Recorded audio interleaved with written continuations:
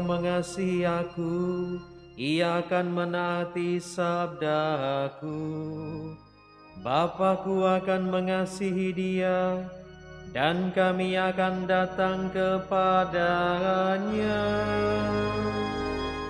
Haleluya, haleluya, haleluya, haleluya, haleluya, haleluya.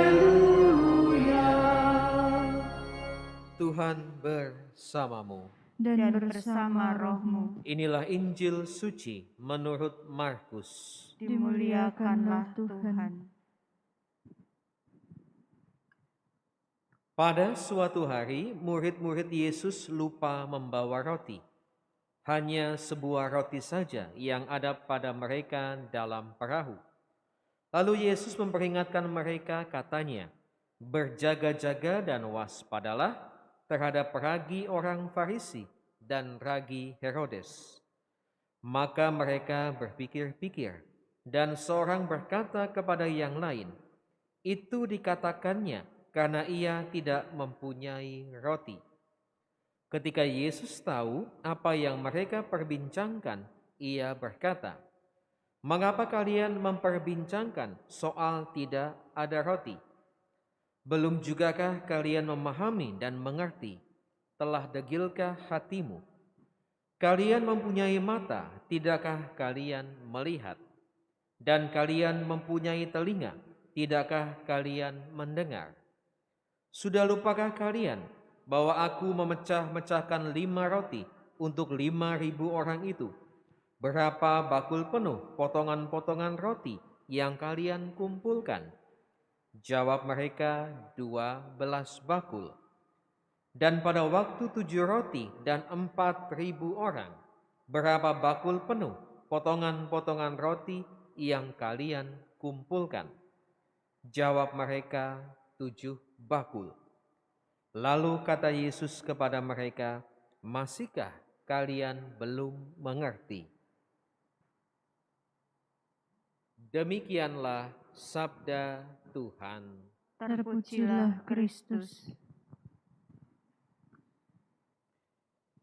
Saudari-saudari yang terkasih, kalau kita mengikuti pengajaran dan sabda Yesus, terutama mukjizat-mukjizat yang dibuatnya, Tuhan tidak pernah ingin mereka yang menyaksikan mukjizat yang luar biasa itu hanya sebatas tontonan.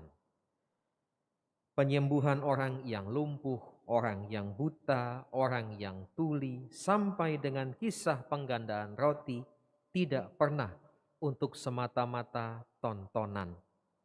Tuhan mengajak para muridnya dan juga kita, pendengar sekarang, untuk berpikir dan merenungkan lebih jauh. Tuhan tidak pernah bermaksud untuk memberi mereka makanan secara fisik. Tuhan tidak pernah menggandakan roti hanya untuk perut mereka saja agar kenyang.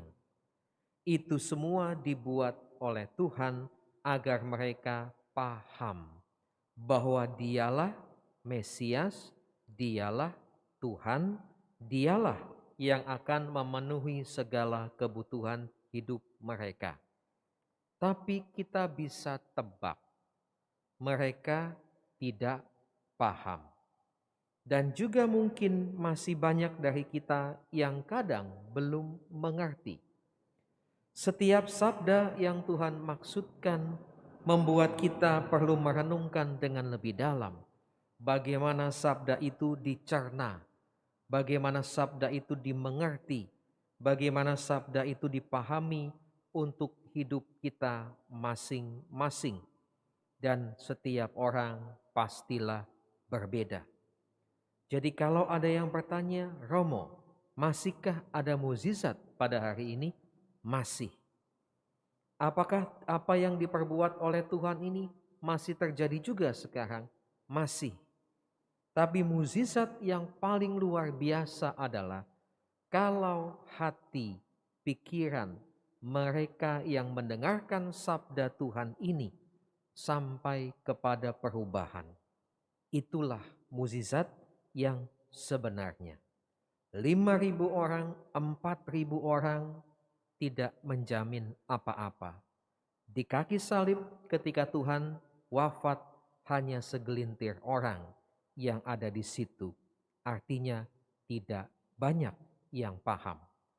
Maka mari kita berjuang untuk menjadi pengikut Kristus yang setia, berusaha memahami sabdanya yang memang begitu luar biasa, tetapi perlulah kita pikirkan untuk hidup kita masing-masing. Tuhan memberkati kita semua.